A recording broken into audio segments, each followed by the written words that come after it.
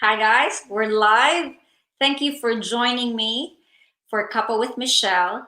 Today we are going to have an amazing topic and two amazing panelists joining me. So we're going to be talking about how frozen shoulder is not a one size fits all treatment program. When people get an injury, they usually ask to get sorted. They want to get fixed. So sorted and get fixed are usually the terms that they use. And when you use these statements, it usually implies that there's one fix. Very rarely do people ask about the different options that are available to them. Usually also, people don't take into account other options because their doctor gives them one solution. My question to you is, if there is only one treatment, one solution, why do different people recover at different times? And why do different people react to treatments differently? So I think it's an amazing topic to just talk about.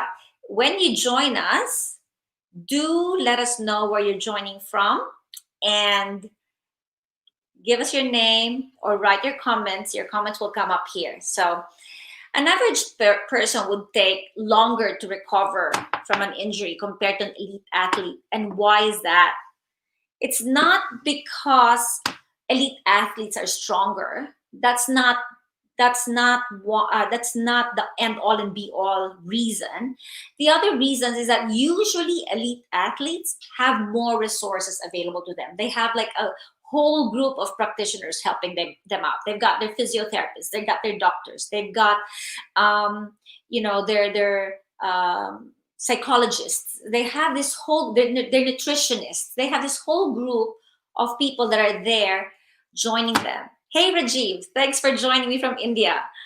So what we're going to be discussing today is how an average person like ourselves can get the same amazing recovery like our elite athletes. You know what entails a great recovery. You know what happens and how can someone have an amazing recovery. Okay, so let's just go through and see how everyone is going. Okay, awesome. Just a reminder, when you go online, if you're joining me from my personal page, Michelle Jones, when you send a comment, I won't see who you are.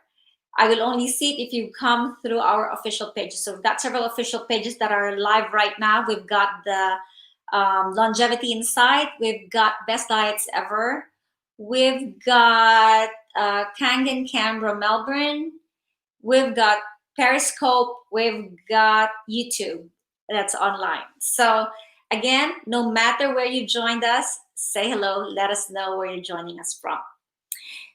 What I'd like to invite you to do as well is, if you've been suffering or if you have suffered previously from a sports injury or any injury for that matter, share that with us. Share with us how your recovery was. Share with us what your practitioners did, how they helped you recover.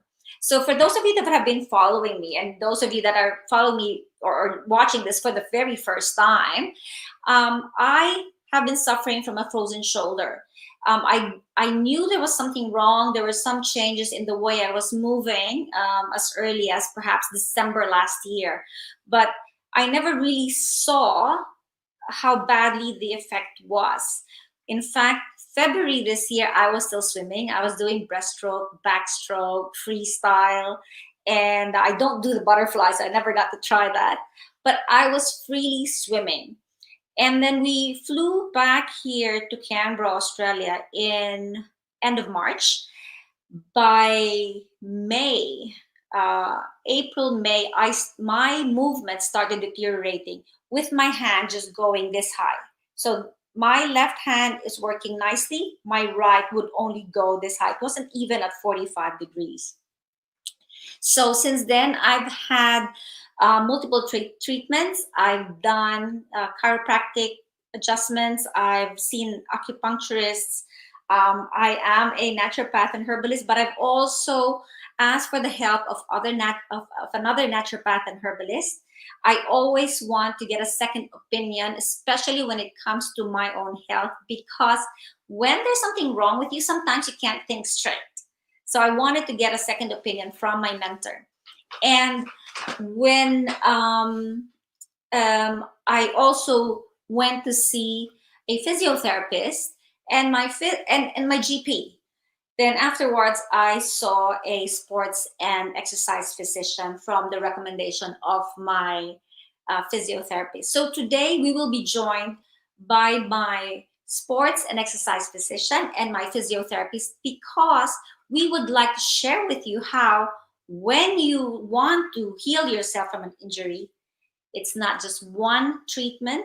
There's no one size fits all. And it is also a matter of how the different practitioners around you, like with the elite athletes, come together, talk, and collaborate about the best treatment program for you. So excuse my eyes if it's going around, because I need to see what the comments are and what everyone is saying. So, but I am focused on delivering the best Cuppa with Michelle to you guys. Today I'm just going to be having my water because it's 4 p.m. over here. But do join me with your cup of coffee or your cup of tea. Okay, so when it comes to a frozen shoulder, the recommendation for treatment of the frozen shoulder is for you to do the treatment straight away. No matter what your injury is, the sooner you're able to actually build or support that injury or start rehabilitation, the quicker you will recover. The longer it takes you to respond to that weakness, the longer it will take you to also recover from that illness. So I wanted you to hear it, not just from myself, not just to talk about how I've gone, but to talk about the experiences of my practitioners with their patients. I have treated people who have had injuries as well as a naturopath and herbalist and nutritionist. And when I treat people, and when I treated myself, it was all around diet, supplements, and herbs. So let's talk about that first, while we're waiting for our panelists to join us. When it comes to your diet, when you're unwell, when you have an injury, you always take into account what your body is trying to do. If your body is trying to heal itself, then the least amount of work for your body is what's best. So I always say, when you're sick, don't try and eat very rich foods. Don't try and eat fatty foods or sugary foods, because that makes your digestive system too busy. That creates a more difficult time for your system detoxifying it. So the process of actually healing itself becomes, goes down the line. Detoxification goes first for your body all the time. So if you want to heal yourself, the simplest possible meals, less sugars. Why? Sugars are inflammatory foods. So you don't want to be eating a lot of sugars. When you're eating a lot of sugars, you increase inflammation in your system. Actually, try this. If you are, for example, we just had winter. And in the height of winter and the height of self-isolation for other countries, a lot of people have started getting sick and impatient and just irritable. But what they didn't realize was, during isolation, there was an increase in chocolates and an increase in alcohol. When you increase the intake of those foods, you also stop your brain from functioning properly. Sugars are like drugs to your brain. It stops your brain from actually functioning right. So if you want to be thinking clearly, avoid sugars. Sugars, again, as I said, are also inflammatory. So if you have perhaps just a slightly compromised immune system and you increase your sugar intake, more often than not, you will find that you will get sick, you will have a cold, or you will start feeling feverish. And that's because, again, sugars increase that incidence in your body. So eating right is very important. Thinking and keeping in mind that your mindset's very important is also crucial. And that's why elite athletes have mindset coaches. So what elite athletes have, we want to have. I've just seen Dr. Praet jump in. So let me introduce you to Dr. Praet. Dr. Stephan Praet joined us previously in Cuppa with Michelle. And we were talking about back then neuroprolotherapy, also known as PIT treatment. He discussed the difference of PIT with the cortisone injection, with the platelet-rich plasma injection treatment. Dr. Praet is a Dutch sports and exercise physician with registration both in the Netherlands and here in Australia. He is an adjunct associate professor at the University of Canberra Research Institute for Sports and Exercise. He was working with the Australian Institute of Sport from April 2015 to September 2017. And Dr. Praet now works for the Ochre Health Center here in Canberra. There are two branches. One is in Bruce at the University of Canberra Health Hub, and the other one is in the Kingston branch on Green Square. So let us welcome together Dr. Praet, who also amazing. I mean, I'm really excited to have such amazing guests like he is, because he holds a PhD in clinical exercise physiology from the Netherlands. I'm not going to try and pronounce the name of the university because I don't want to make a mistake, Dr. Praet. And he is a fellow of the European Board of Sports Medicine, as well as the Australasian College of Sports and Exercise Physicians. So let us welcome Dr. Praet, who also is an associate editor at the Journal of Science and Medicine in Sports, here with us in Cuppa with Michelle. Hello, Dr. Praet. Yes. Good afternoon, Michelle. Apologies for stepping in a bit late, but just came out of another meeting. So thank you for the introduction again. When I hear all these titles you mentioned, it's like, oh my gosh, it must look like a busy guy, but busy man. But it's not too bad. I still have time to join you for this sort of webinar. So yeah, that's right. To have you here, doctor, and we know how really busy you are. So truly appreciate your time. Mm-hmm. Yes, sure. Most welcome. Yeah. So were there any questions that you questions, doctor? The last time we spoke about pain management. Today we're speaking about effective sports injury management. So still, in relation to what we were talking about, but more about how people's mentality of a one-size-fits-all treatment isn't real. There's no such a thing. And how important collaborating with a team is with regard to treating a patient. So I was earlier talking to our audience about how we have all these elite athletes who have this group of practitioners around them. They've got a nutritionist, they've got a physio, they've got a doctor, they've got a mindset coach. And all of those people work together in rebuilding, this elite athletes so that they can perform better. And yet the average person thinks that all he needs is one person to do the magic, to create magic and heal them. In your experience, doctor, how important is a whole group, or at least a couple of people or three people working on the treatment of an injury, especially with our elite athletes?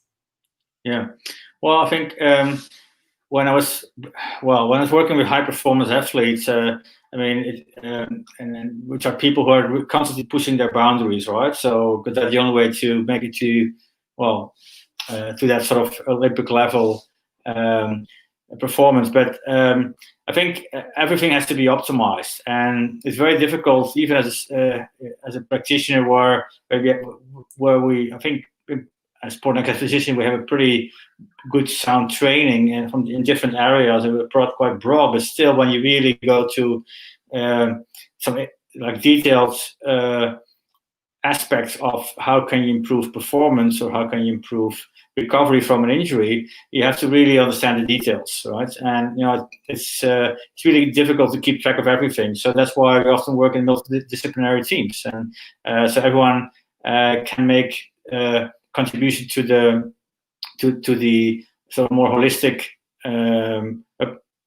aspects of treating making sure that the tissue that you're trying to heal has is properly provided the right nutrients, that that the physio understands the medical treatment and vice versa, that the doctor understands what's happening within the physiotherapy practice, that we also manage stress level. People who are injured are very often anxious. So having a psychologist or a sports psychologist on board is really useful to manage those uncertainties that people have, and actually reduce their stress level, because if people are less stressed, I think it will help in even improving their blood flow to the tissue, right? So that sort of aspect plays a role. The nutritional aspect, having to make sure that people eat healthy, if they recover well. So we at AIS, we were working with recovery specialists as well, who really are super specialized in how can you optimize recovery after you do an exercise session or after you do a rehab session. So all these elements play a role. And when I was working in the Netherlands, I was working in the rehabilitation department, and you see exactly the same sort of teams. We have all these different types of expertise to actually optimize the rehab program, because in the end, that's going to speed up the whole recovery.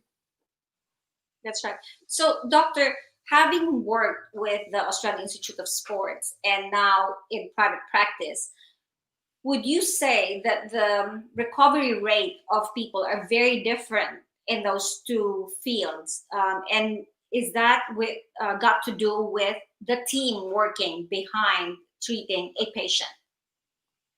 Yeah, I think generally you can say that people who are being treated in a private practice environment, the normal healthcare system, it takes longer to get the same results, because they don't have access to all these different disciplines that constantly help support them in optimizing the rehabilitation from a day-to-day perspective. So we're looking more at bi-weekly, fortnightly sort of perspective. So it's a bit slower. But I think the time pressure is often not as high. So people, if it takes 1 or 2 weeks longer to make it to the sport field when they're recreational athletes, I think it's not as crucial than when you're dealing with high performance athletes who have to qualify for a certain tournament. Right?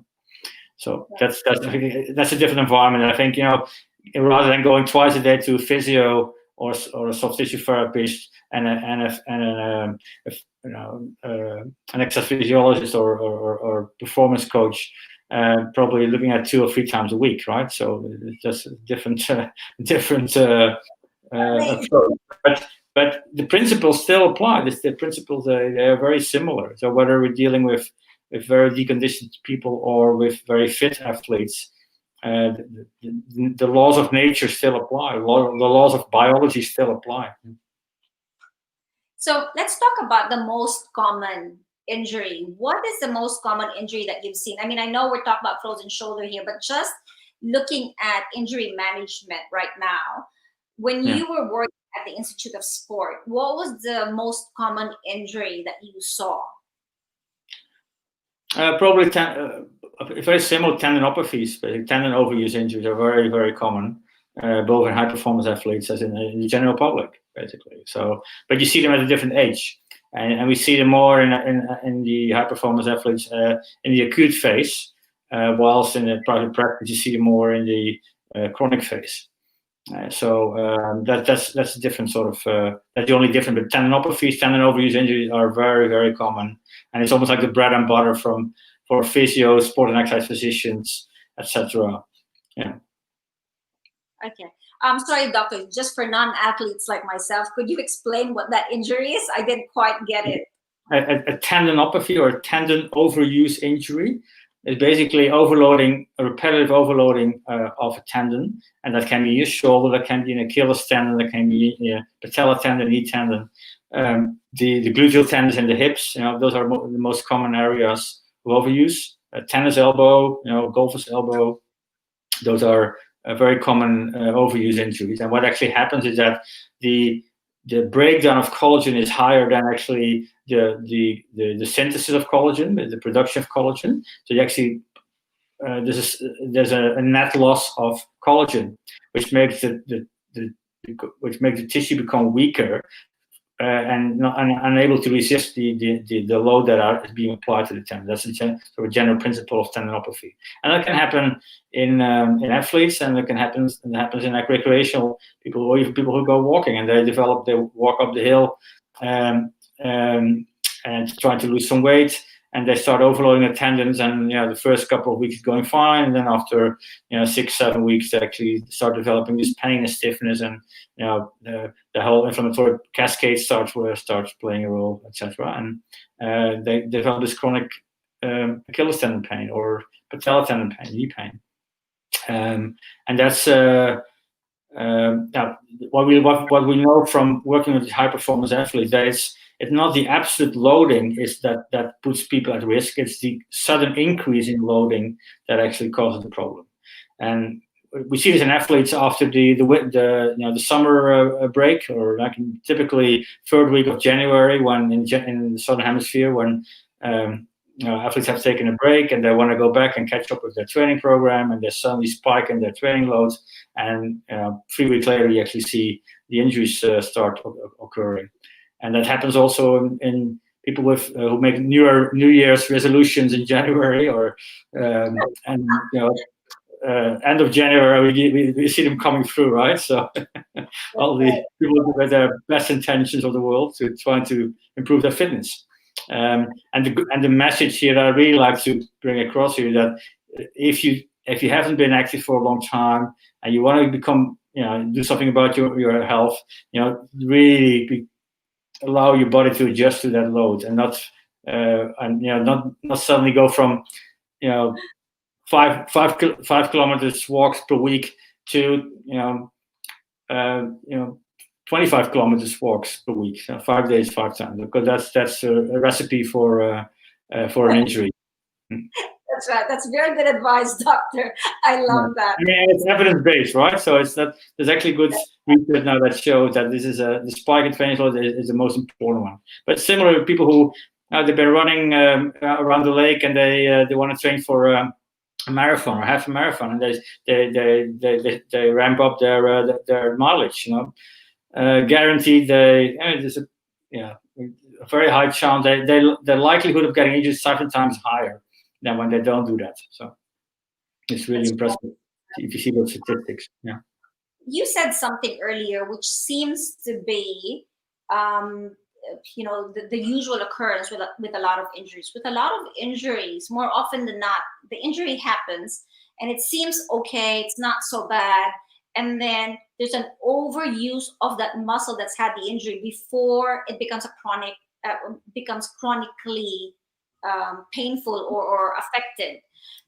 Why is that? I mean, is it because the body knows how to compensate? Is it because it's adrenaline rush and your body's functioning without you realizing that there's an injury? What causes that?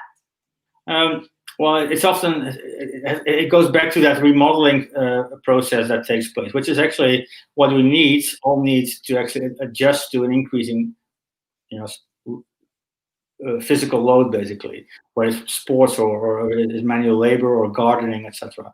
So if you increase the turnover of collagen or muscle protein, that actually allows your body to adjust.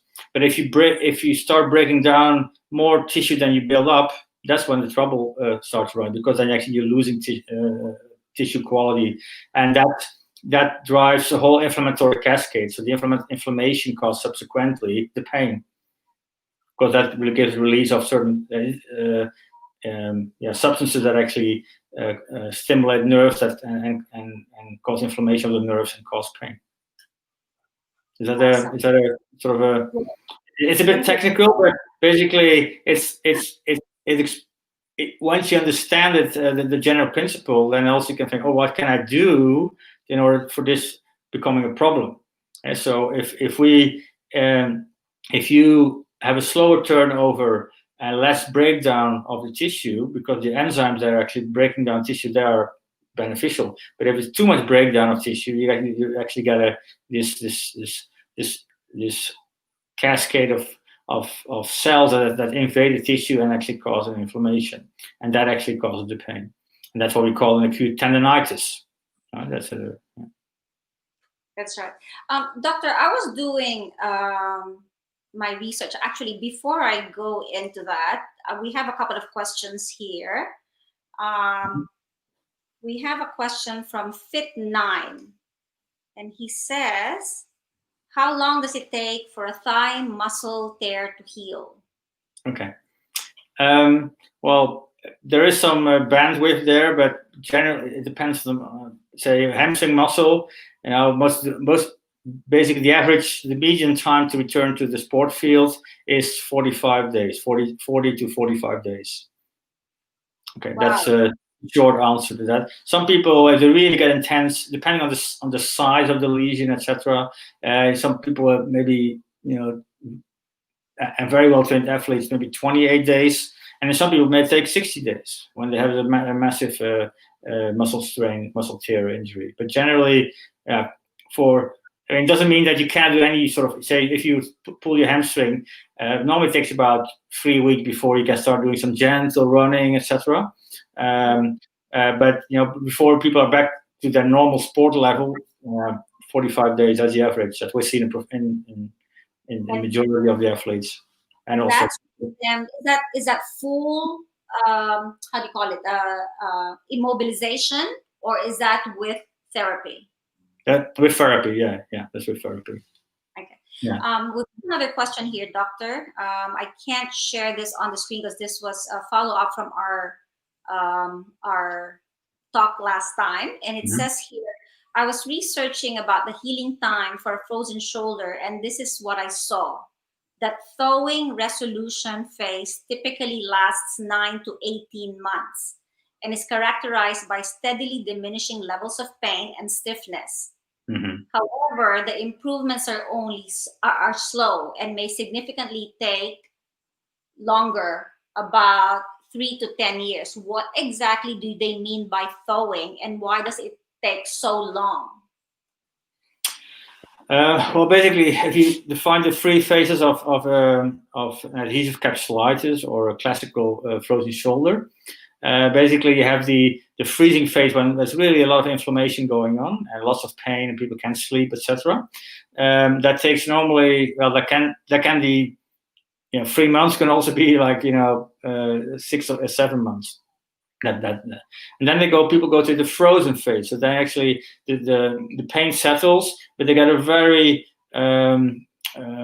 sort of limited mobility because of what we think is happening. That actually the joint capsule shrinks, and that basically explains some of the movement restrictions that we see.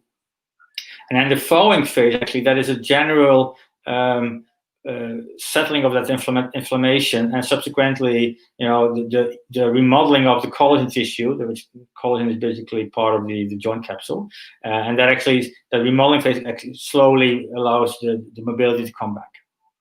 That's basically, and that can, some of the phases overlap. It's not like it's a gradual change, but it can take up to 2 years, and that's why it's such a frustrating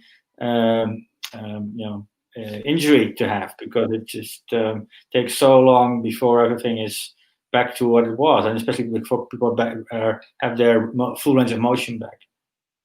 So are you saying, Doctor, that with some, they experience the pain first before the actual freezing?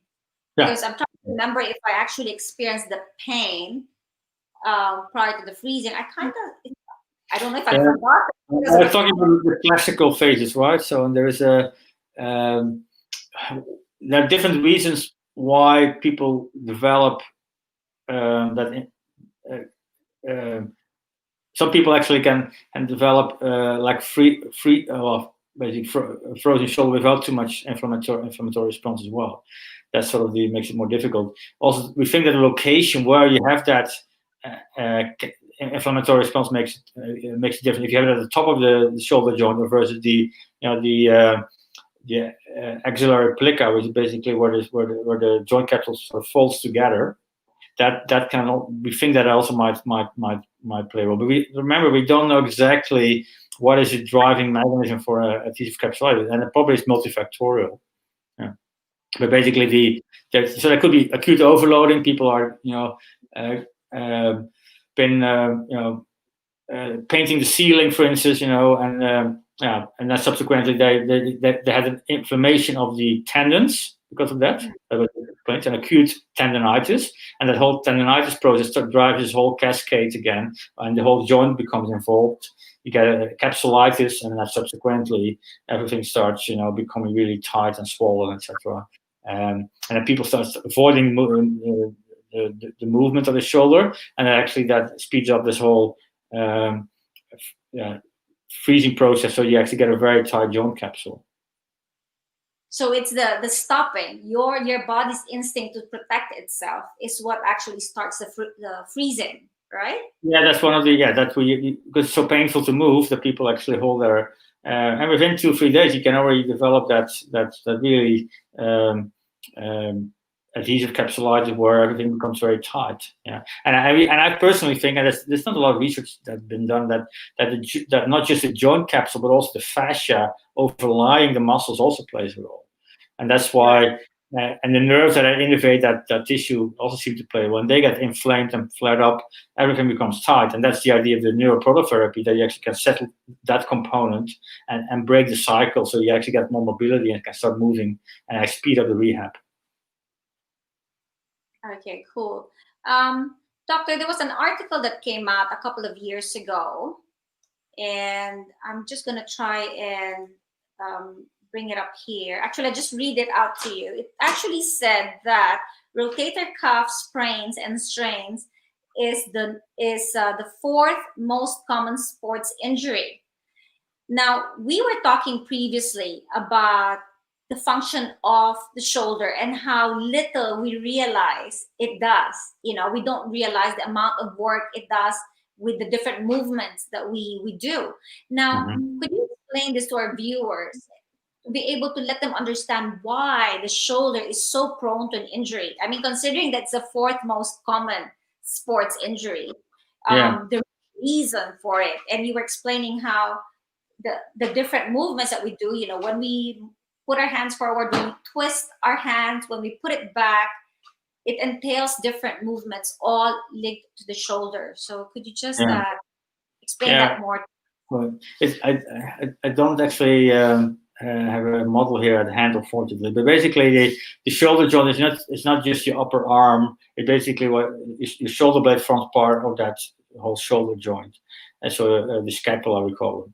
And it's quite interesting system. But basically, what happens when you protract your shoulder and you sit like this all day, and you lift your arms, you get actually mechanical impingement. So from the bony part at the top that you can feel over here onto the tendon, and that actually causes tendons that can resist quite a good longitudinal load. But as soon as you start poking on the tendon from the side, they start repetitively. So every time you lift your shoulder, but you don't actually open up your shoulder joint and actually, so you can actually raise your arm, that causes mechanical impingement, and that can cause a bursitis, subacromial bursitis. But actually, it's more important that it actually causes swelling of the tendon. Now, the space between the head of the humerus, the head of your upper arm, and that acromion, that bony basically roof, is very limited. And so the moment you get swelling of that tendon, the space becomes even smaller, and then actually you get the impingement actually becomes worse and worse, and you get is actually everything starts basically swelling up and limiting the mobility. So one of the basic treatments of people with subacromial bursitis or a rotator cuff tendinopathy is actually and that's what the physios are working on, is actually make sure that your shoulder blades are more in this position by training the muscles that attach your shoulder blade to the rest of your back. Does that make sense? Yeah. Like that? Because I remember when I was trying to figure out why there were movements I couldn't do, and I go, but it's my elbow, it's not my shoulder. But the twisting and the movement all relates back. It's a linked system, exactly. And it's we often don't realize how much we actually do this when we're sitting on our phones or behind our computers, etc. some of the simple exercises I sometimes give to my patients actually have an elastic band attached to a hook or their own height level, and actually start pulling that band with two hands. So actually they're training the muscles at the back, and they open up their chest. So rather than sitting like that, because that immediately everyone can test it at home. So if you hold your arms like that in front of your arm in front of your trunk, and you try to lift your arm, this is what you can do, right? The moment you do this, you can actually immediately go up. So that's how much difference it makes, basically. And if you try to do this, obviously you're going to have a lot of impingement there, and that drives this whole basically inflammation of the tendon and swelling of the tendon. And even done this experiment with rats, where they actually, because you can't do this in humans, where they actually put something in between that acromion and the tendons, and they in these rats, and within a couple of days, they developed this massive inflammation of their tendons. So even in a healthy animal, they can very quickly can develop rotator cuff tendinopathy or tendon overuse problem, just from poking on that tendon. That's right. That's awesome. I just wanted to say hello to Judy Fleming and Connie and Rajiv. I just got onto and just quickly looked at the personal page to see who's on.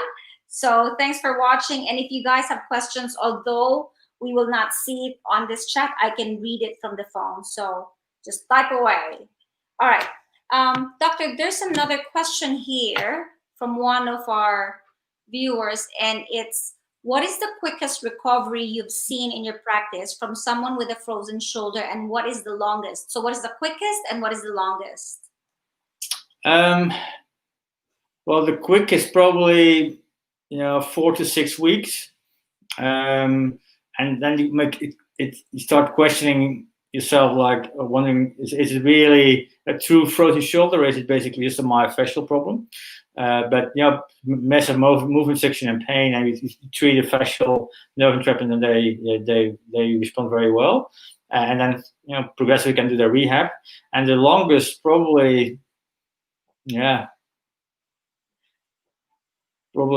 18 months, and then the ones that didn't improve, then probably send them to the surgeon, basically to see for either distension under general anesthesia or basically arthroscopy, where the surgeon tried to actually take the adhesions away in the shoulder joint. Yeah. We've got another question here, but I think we've answered this one the last time. The question is, what is the most effective treatment that you've found for the frozen shoulder? But perhaps if they haven't watched previously, you could give us in experience. Yeah. There's actually just a study being published where they compare randomized people to basically arthrocentesis, so basically arthroscopic treatment with surgery. They had an injection of corticosteroids, or they had physiotherapy or physiotherapy only. And basically the study showed that there's not much difference between those three groups. So in their recovery. So probably physiotherapy is a very important one, and all the rest may be indicated and tailored to the individual situation, but it's not necessary. They didn't find a statistically significantly faster recovery if you did an arthrocentesis or corticosteroid injections on top of the a proper physiotherapy program. Okay. But would randomized studies be done with the average person, or are they done with elite athletes? Because this is basically with the average person. I mean, frozen shoulders are not as common in young athletes, right? So it's more people with diabetes, chronic conditions, basically cardiovascular, metabolic syndrome. They seem to be more prone of having this inflammatory condition when they overload the tendon, because the tendons are not as strong, and they are more probably poor blood supply to the tissue. People who smoke probably are more prone as well. And then they have a stiffer joint capsule, so they already have less margin, if you wish, to adapt to a certain load, and we all have to deal with that when we get older. I don't like that word, doctor. Okay, thank you, doctor. So we've got another question here. Okay, so this question is for me. Did you see the frozen shoulder injury in your eyes? Can you see a shoulder injury through the iris, and does it get resolved? So, in iridology, it's I always say that the map of your iris covers your entire body. So there is a portion of your iris that actually relates to your shoulder. When you have a shoulder injury, more often than not, you will see an inflammatory sign in that portion of the iris. I have to say, I never looked at my eyes. It's very hard to check your own eyes. And as mentioned, I didn't really realize the damage or the difficult the possibility of a frozen shoulder until we got here to Canberra. So with me being back here, not really having all my devices, I really didn't get a chance to do that. But we should check that out. I mean, I'm still doing my program, my treatment for my frozen shoulder. I'll do a follow up for you guys when we do a bit more on iridology and let you know what it will show in my eyes. So thanks for that question. We've got another one here. Do you know of essential oils or herbs that can help with frozen shoulders? Um, there are some oils and herbs that help with frozen shoulders. Actually, Dr. Praet and I were just talking about alternative remedies. This was when Dr. Praet, we were looking at antihistamines. So Dr. Praet, in the last webinar or the last live stream, was explaining how in some cases you might get a rash or redness with the perineural injection treatment, and you might need antihistamines. And I was telling Dr. Praet, kind of want to do the alternative route, and Yeah, I think that's more to.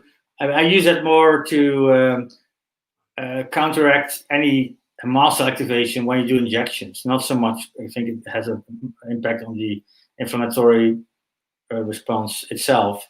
So I don't think I wouldn't recommend that. I think there are probably some animal studies that at best that indicates Patrick did study that a high dose of omega-3 fish oil with high DHA and EPA content may have some anti-inflammatory properties that may help in some certain musculoskeletal conditions, overuse like tendinopathies. There's some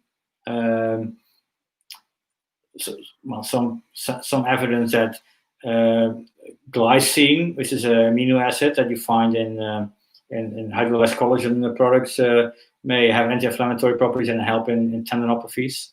So, and that's obviously a nutritional supplement. That's sort of the thing I probably can come up with from my scientific point of view and the studies that I know. But there are no, as far as I know, there are no randomized controlled clinical trials that compared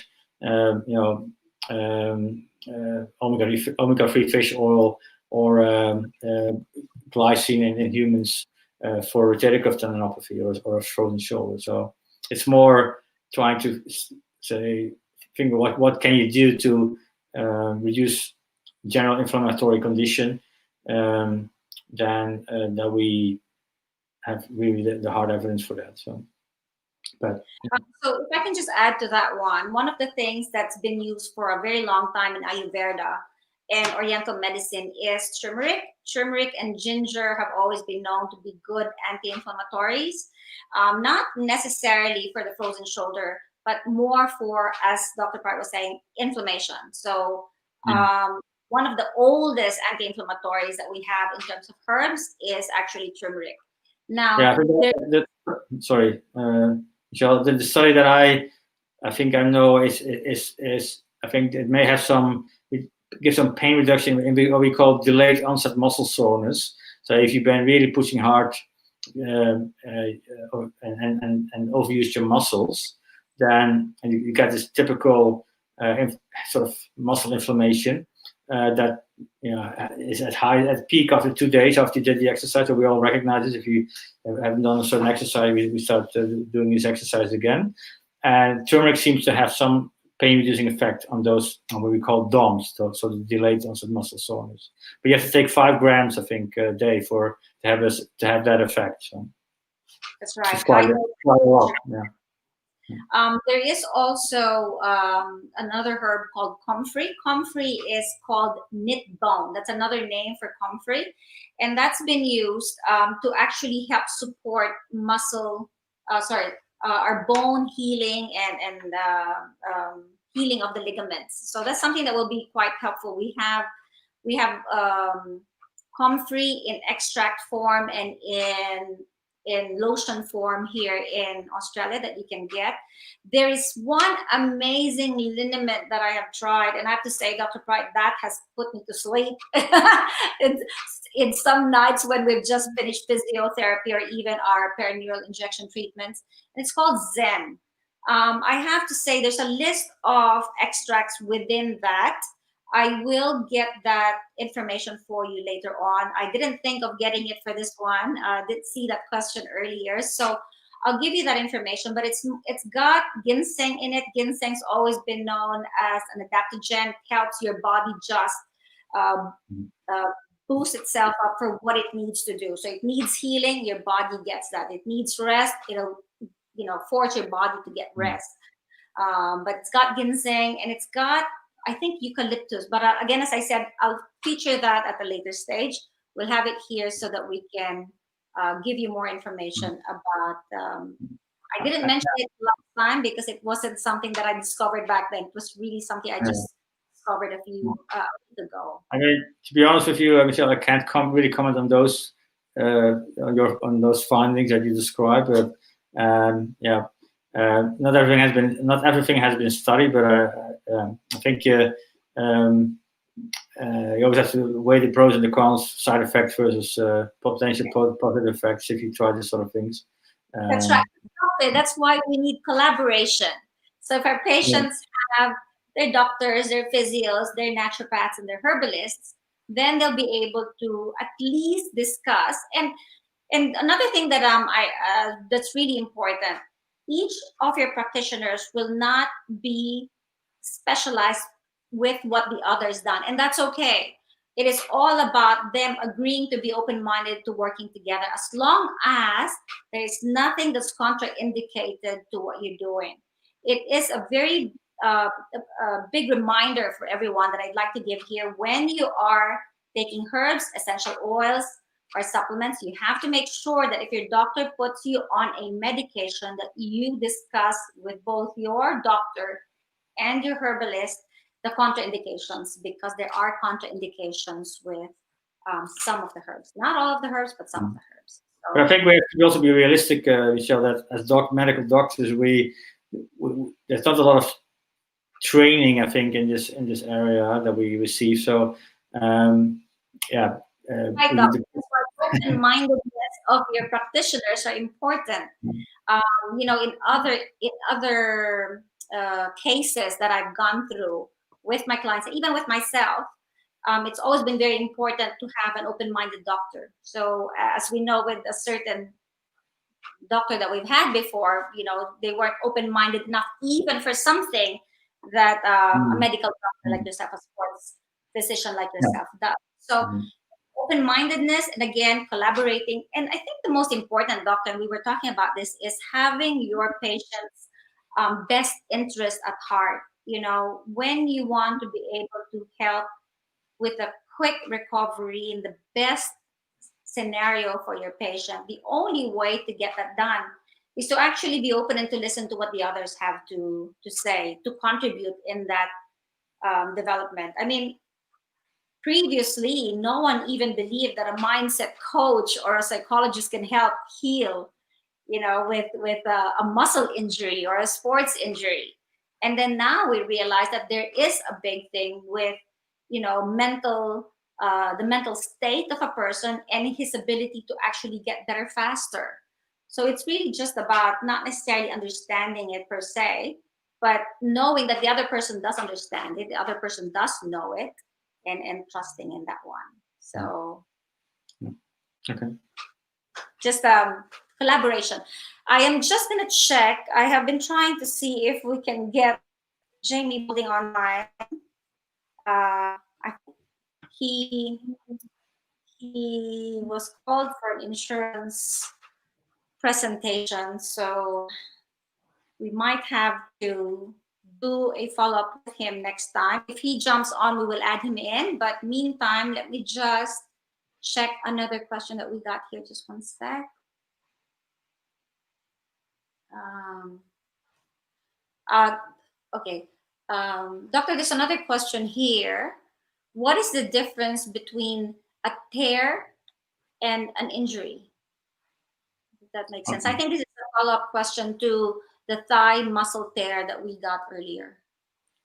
Yeah, well, if you talk about a tear in a tendon, basically, that's obviously significant. That's a significant injury, and that doesn't heal very easily, if at all. But if you talk about tendon injury, often by training the rest of the tendon and make the rest of the tendon stronger, that lost tissue can be, or itself can settle down, and the rest of the tendon actually takes over the load. So that's basically the general principle. Because rotator cuff tendon, upper vitae heal very, especially maybe young people that you may see complete healing or partial healing. And when you get a bit older, it becomes more difficult. But it still doesn't mean that you cannot benefit from certain therapies that actually help in the whole in strengthening the remaining part of the tendon. Okay. Another question that I've got here, and it is, in your experience, sorry, just okay. So sorry, it's a longer question. I've invited my doctor to collaborate with my physio, but they do not get along. Okay, so I think it's more a comment, not a question there.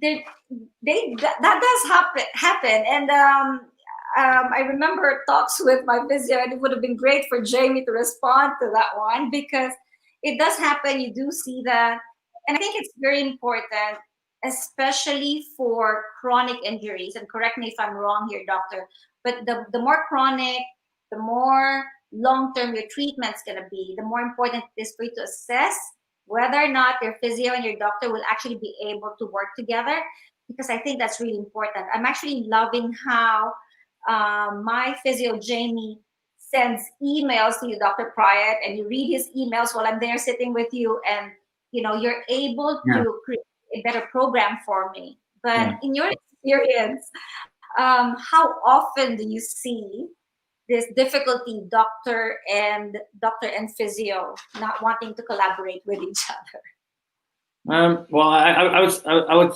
say I'll try to make it a more positive comment on that. I think really works well if the physio joins the patient inside the room with the doctor and vice versa, to actually see what's happening, what everyone is doing in their rooms, and what sort of how they work. And I think that increases the mutual understanding, and then it's much easier afterward once you know what the other person's skill sets is, how the patient can benefit from those skill sets.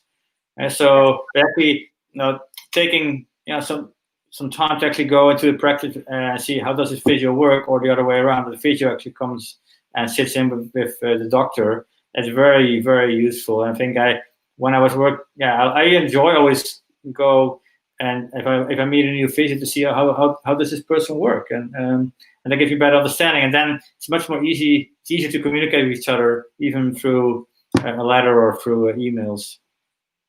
Okay. We just got another question that popped up. Just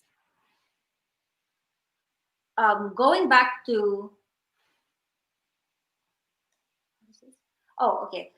going back to perineural injection treatment, when you say small needles, does this mean that you can use one small needle to do one shot? And why do you need big needles for cortisone shots?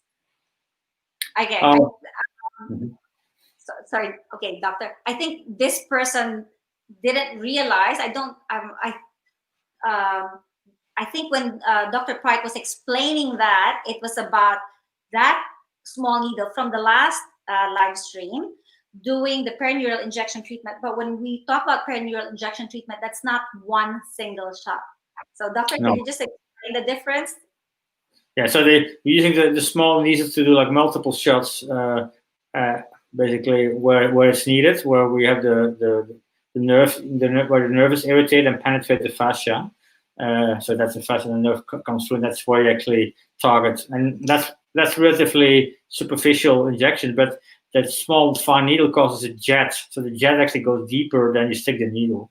Now, um, with cortisone injection, often you do it very targeted on one or two locations only, because you can't treat all these spots with corticosteroid. Would be I think, not very good for the tissue, because of the side effects of the corticosteroids. And the corticosteroids is more viscous, so you need a thicker needle basically to push it through the needle. Otherwise, you can't get it into the joint or around the tendon. Yeah, so it's more like a mechanical explanation for it. So the DEXA solution is basically like a water solution that's very easy to inject through a very tiny needle. While with corticosteroids, it's more a thicker substance. And after you also want to inject it deeper into a joint, for instance. So you need a longer needle, and if you would use a very thin needle that is long, it could break off. And obviously, that's not something you want to happen. So, also safety thing that you need to have a needle that is strong enough that allows a safe injection without breaking, and also then it allows to squeeze the viscous solution through that needle. That's a bit scary, doctor. Okay.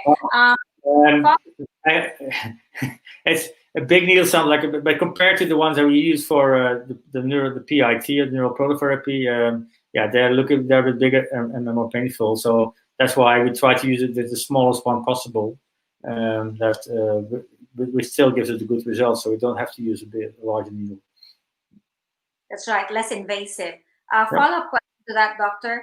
How many shots and how many more times do you do perineural injection treatment compared to cortisone injection treatment? Depends on the indication, but generally, if we treat typically the shoulder joint with limited mobility, we're looking at 20 to 25 injection sites with this tiny needle, which is a bit like the size of a dry needle, so like an acupuncture needle. A corticosteroid injection would be a single injection into the joint, basically. Yeah. So it's a completely different procedure. You're targeting a different aspect of the joint and the problem. Awesome. So we have just been joined by our next panelist, Mr. Jamie Boulding, a physiotherapist currently practicing in Club Line in Philip here in Canberra. He's an expert in how the body moves and a passionate practitioner who helps in injury recovery and strengthening. His goal is to provide his clients assistance in the recovery with the least amount of pain. And I think I added that myself, Jamie, because that's what I love about you. He believes that treatments do not have to mean being in pain. Jamie is also a men's health expert. And Jamie, I want you to explain a little bit more about that. But meantime, help me welcome to our live stream, Mr. Jamie Boulding. Hey, Jamie. Hey. Hello, everyone. How you going? Very good. Thanks for joining. Not a problem. I finally got here. Just takes me a while sometimes. That's okay. always running late. Sound like a doctor. So, Jamie, we've just been talking about, injury management, the importance of collaborating, the importance of actually having the client's goal, in front of you every time you're treating a client, and not just your goal, right? Now, I've known you for, I think, about 10 years now. But one of the things that I love about you is your empathy for your clients. It's never just been about you being able to push the treatment and force the treatment forward. However, there can be a bit of a problem with that if the client's not willing to be flexible. Where do you draw the line between agreeing to the client's ease of a treatment to you needing to, put in a little bit more oomph into the treatment so that there's a visible effect?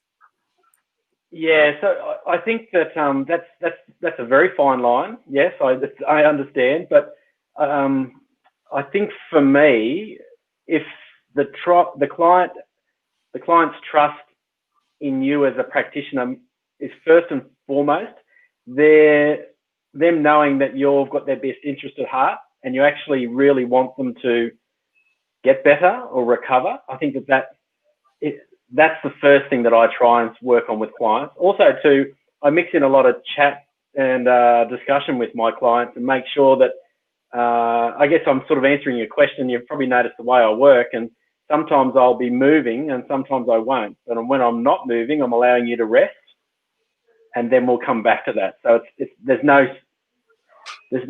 rush, because if it's just all about pain, it becomes all about pain. Yeah, I love that you said that because I remember taking my mother to a practitioner before, and she had really bad chronic neck pain, and I took her to this. I love chiropractors, but I took her to this chiropractor that didn't listen. So I warned the chiropractor about my mother being afraid, and he just went ahead and did the adjustment. Now, again, as I said, I love actually getting cracked. But you're right. If you don't listen to what the client needs, you don't help them ease their pain, because she was more agitated, more in pain after that because she was so scared of the whole process. So I Yeah. love that you said that. Um, Another question that we had previously. Thanks, Connie, for your question. I'll get to that question shortly. I just have something that I wanted to ask Jamie. And this is a question that I asked Dr. Praet earlier. When it comes to your clients and collaborating with the other practitioners, I know that in your line of work, you do a lot of collaboration, especially with the insurance companies or insurance doctors. How important is collaboration between practitioners to be able to achieve the most effective treatment protocol for a patient? And how often does this really happen in this day and age? It's very, very important to make sure that we all know what each other's doing for a start. We're relying on each other to help the injured party recover. So we need to probably have that faith in each other about, what is the treatment delivered? What are the aims of that treatment? So, yeah, I guess that since knowing Stephan and working more with him, we've certainly been able to understand what is an appropriate referral, who can, for example, prolapse therapy work for, where, and also I've been able to have visits with Stephan and watch the assessment. And so my explanation to other physios, anyone that will listen, that when you see Stephan, here you go, when you see Stephan undergo an assessment with someone, it is the most intensive assessment that you will see a sports med doctor do in Canberra. So it's high quality, and I learnt a lot from those. So understanding that and knowing that my clients are going to get that level of care puts a lot of faith in, not just for me that I know they've sent the injured party to the right person, but I know they're getting quality care. Yeah. Awesome. Does that help answer your question? Yeah. I guess it doesn't always happen though, for whatever reason. So people don't always communicate with with their doctor from a physio perspective, but we do our best. Awesome. We've got a question here. This is from Indonesia. Let me try and share that here. Okay, here we go. I am an Indonesian and we love massage. Oh yes, I remember that, and that's what I'm missing. But I've heard that when you have treatment, you shouldn't have massage. Is this true? So I'm assuming that this has got something to do with like an injury, whatever, tendonitis, bursitis, or a frozen shoulder. When you want a proper treatment, does a massage, is a massage considered a proper treatment? Does it aggravate it or does it make it better? So if you could both answer, perhaps Jamie, do you be first? Me? Yep. Well, it all depends on the aims of treatment. So is it about alleviating discomfort through hands-on? Is it about with using manual treatment to assess? That's a lot of the times with physiotherapists, they'll use hands-on treatment to understand more what's happening at the local tissue level.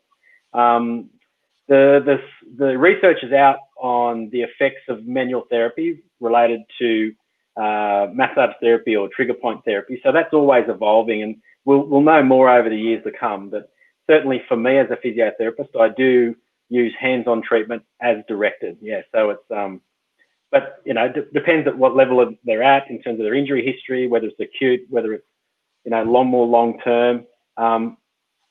Sometimes indicated, sometimes not. But yeah. Over to you, Stephan. Yeah, I think my experience, and that's both as a former athlete with all sorts of injuries, and having been treated by different physios and soft tissue therapists and massage therapists, they applying the right techniques for the right indication with the right goals, I think is really crucial. My personal experience is that if we do neuroprototherapy trying to settle the nerve irritation and you go in too aggressive after that as a massage therapist, you're actually going to flare up that neurogenic inflammation we're trying to settle. But if you work around the nerves and you work on the fascia and you do like sort of use techniques where you try to get relaxation of the fascia, that can actually be very positive. So you can't generalize here. I think if you talk about massage, I think there's certain specific manual techniques that work better than others. And if you have a good understanding of the underlying pathology, what could work or what's probably best not to do. Yeah. So sorry, if I can just clarify that, Dr. Praet, do you think it helps or does it aggravate? If you have a very irritated facial nerve entrapment, and you go in as a massage therapist very aggressively on that area, it can stir up quite a bit, and then it can take 2-3 days before it settles, and that can be counterproductive to what you're trying to achieve. If it's aimed at taking the fascial tension away, that can actually be very positive. If you talk about fascial issues. So I guess it depends on I think the amount of pressure that you apply, how much shear you apply to the fascia or muscle or tendon, etc. All these sort of factors play a role, and you cannot generalize. I think here. Yeah. So I guess, Doctor, that would also mean that the more collaboration that happens between the physio, the doctor, and now in this case the massage therapist, the better, so that they know exactly what they can and can't do with the patient, right? Yeah, but it's that's why I think it's important that as a doctor or a therapist who works together with a soft tissue therapist, that you understand what techniques they're using and what sort of tools they have and what because you can't generalize. And they may all have the same diploma, doesn't mean that they're going to use the same techniques for the specific indication. So that's important to communicate. And if you have a working relationship with a hands-on physiotherapist or a soft tissue therapist and understand what they're doing, I think that works really well, because then you can be more specific and even talk to each other on the phone. Say, I prefer you take it easy here, or actually go ahead and give it a good rub, right? That's right. Okay, Connie, jadi boleh, tapi kadang-kadang harus bicara dulu dengan dokter kamu, jadi kamu tahu kalau itu bagus sekarang atau tidak. Okay, so Another question, and this is from Sri Lanka. The question is, what do you think of the TENS machine when it comes to a frozen shoulder treatment? Again, try it. So maybe try it first. You want to go first, Jamie?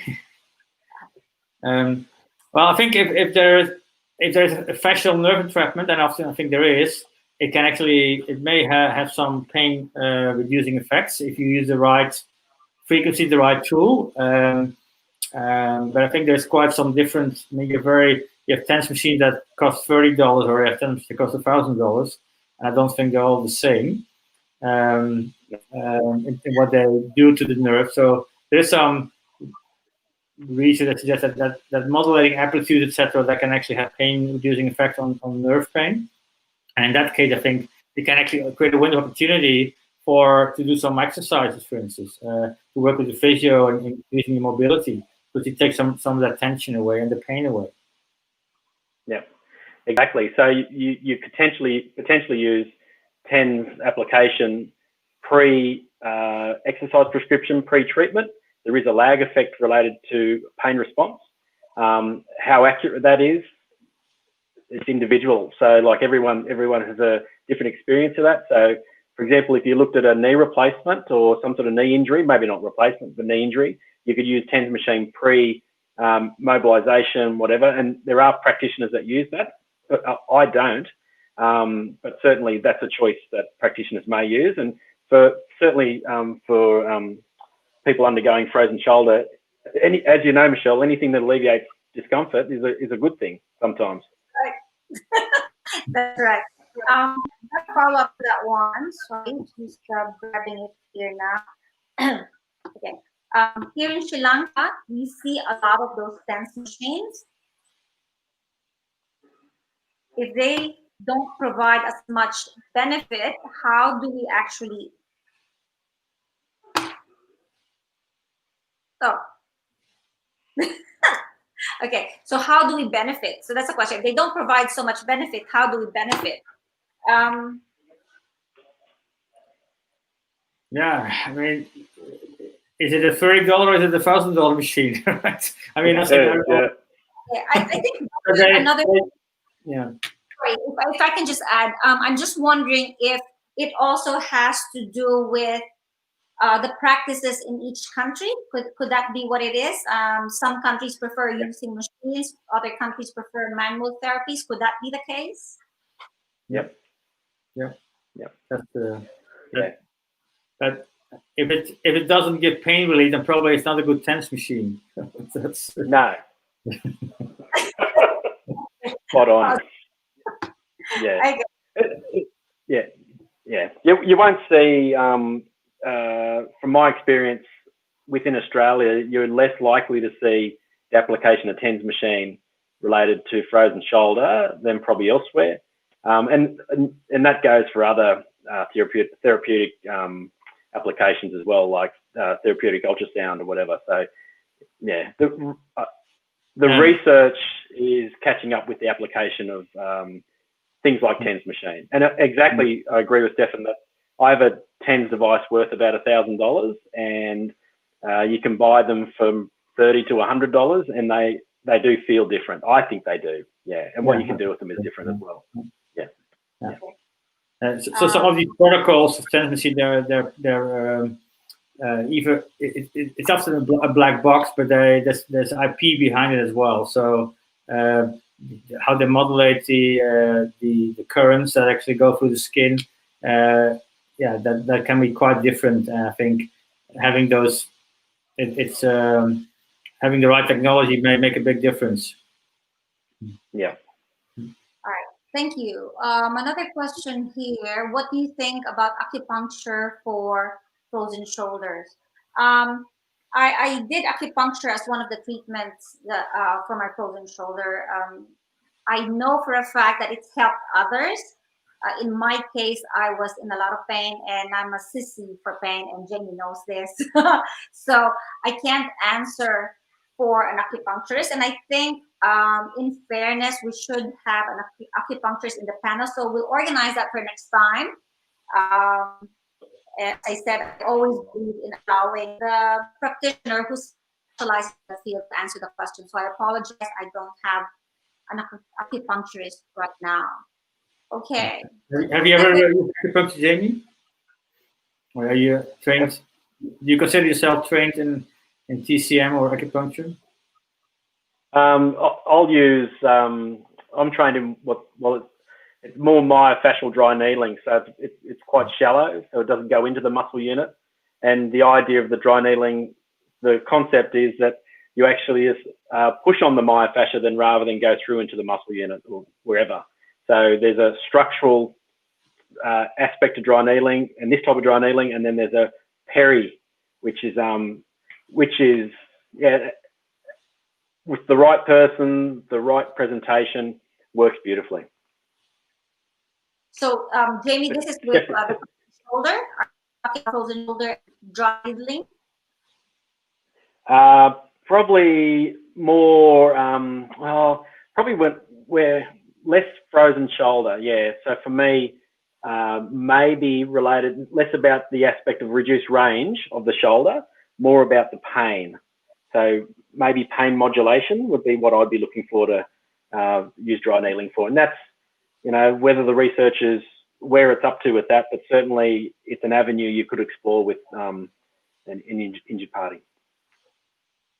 Awesome, thank you. I didn't realize you did dry needling. Okay. Any other questions, guys? While I have these two amazing practitioners here. Oh my gosh, we've gone over time with Dr. Praet. Are we okay for about maybe 4 more minutes, Dr. Praet? Yeah, I can do 5 more minutes. Yeah. Awesome, thank you. Just going through the different platforms because we have 7 platforms we're on right now. I apologize. Okay.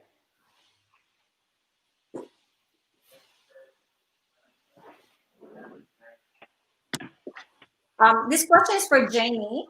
So with physiotherapy, how often should you be seeing a patient suffering from bursitis and tendonitis to have an effective treatment?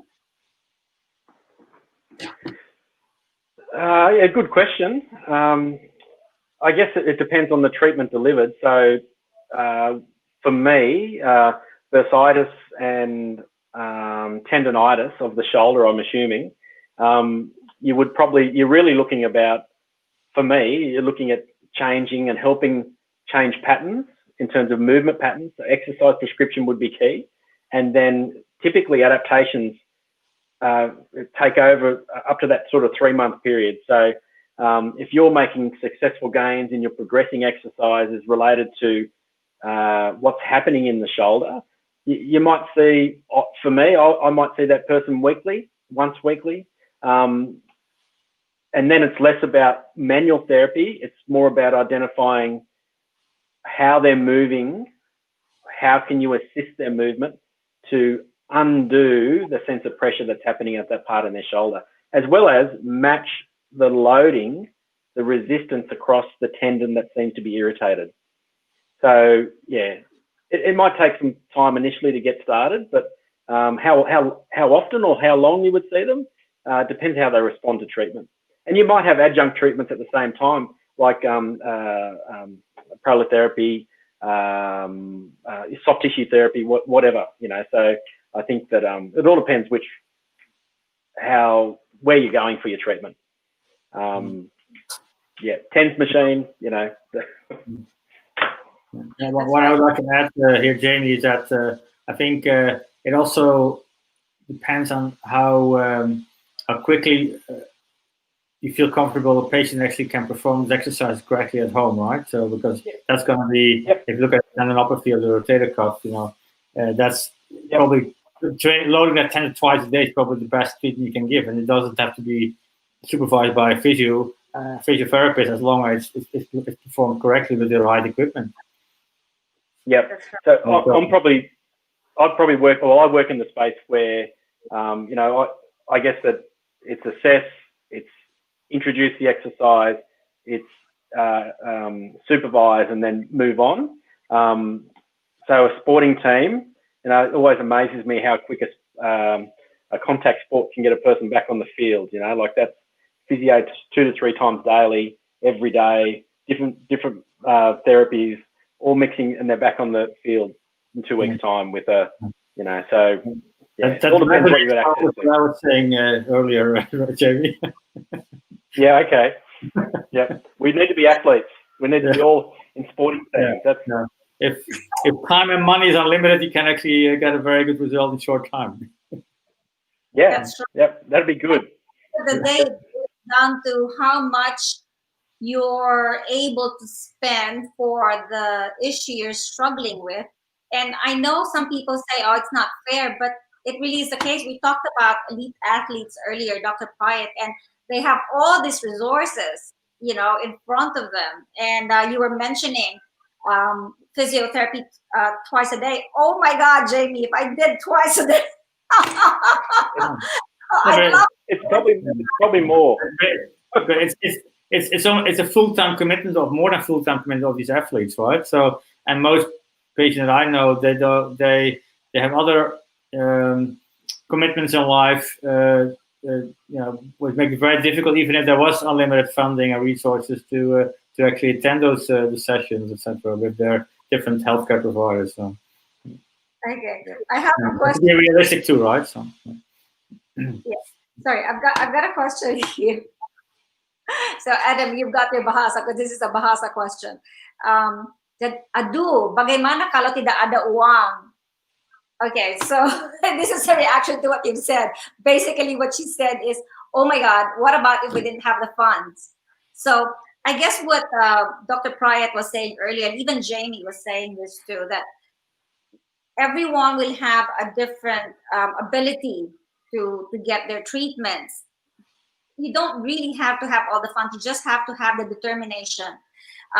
You can have your physio give you exercise programs. Am I right, Jamie? So if, for example, I can go see you as often as I do, if I only maybe went once a week and then did exercise the rest of the time, would I have the same ability to recover like people that actually do more physiotherapy?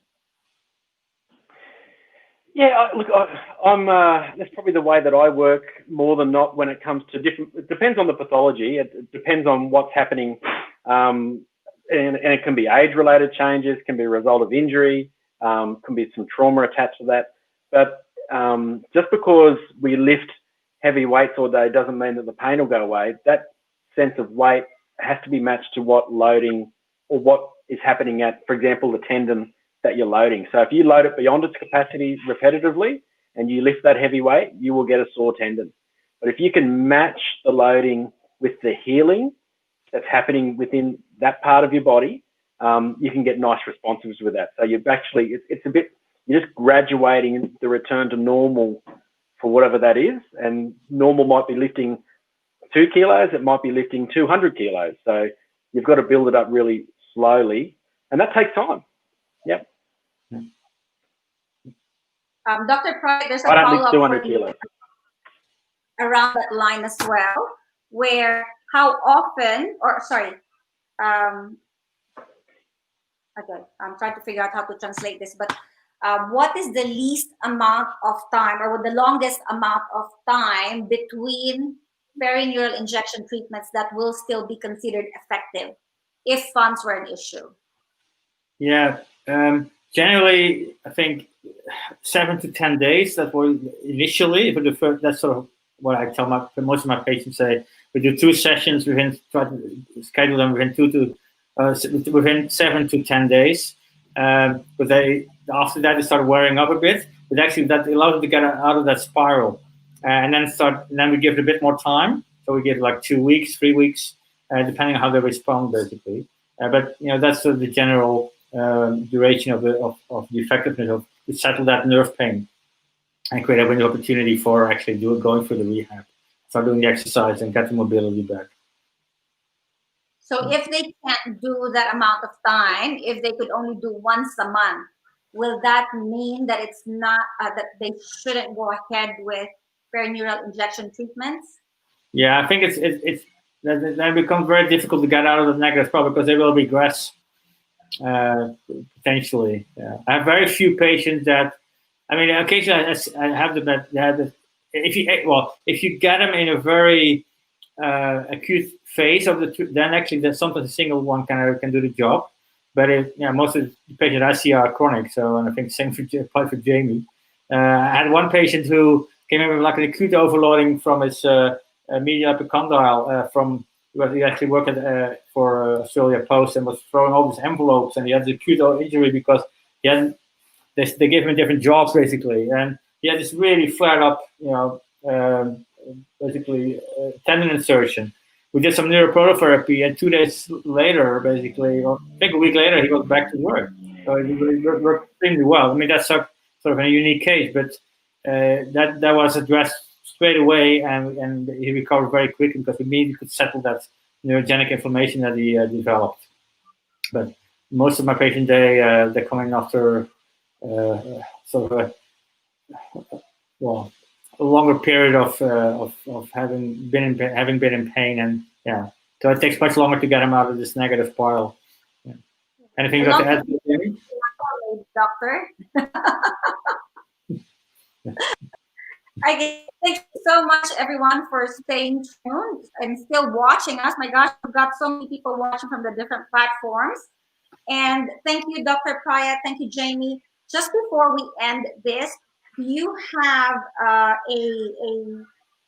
thought or sorry, a message for viewers with regards to how they can get their practitioners working together? One of the questions that we missed, Jamie, earlier was this woman that was saying her doctor and her physio can't get along. So what would be your advice to people who are trying to have the best treatment and realize that collaboration is important? Jamie, and then Dr. Praet.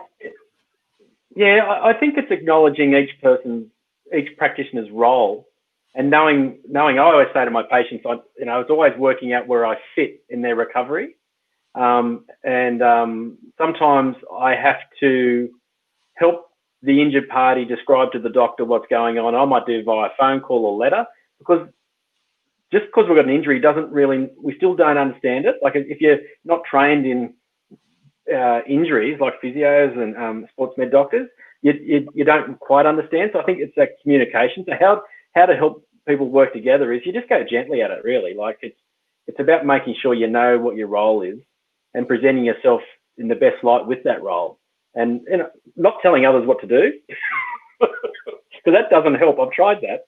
That's it's a gentle pathway. It's about working together.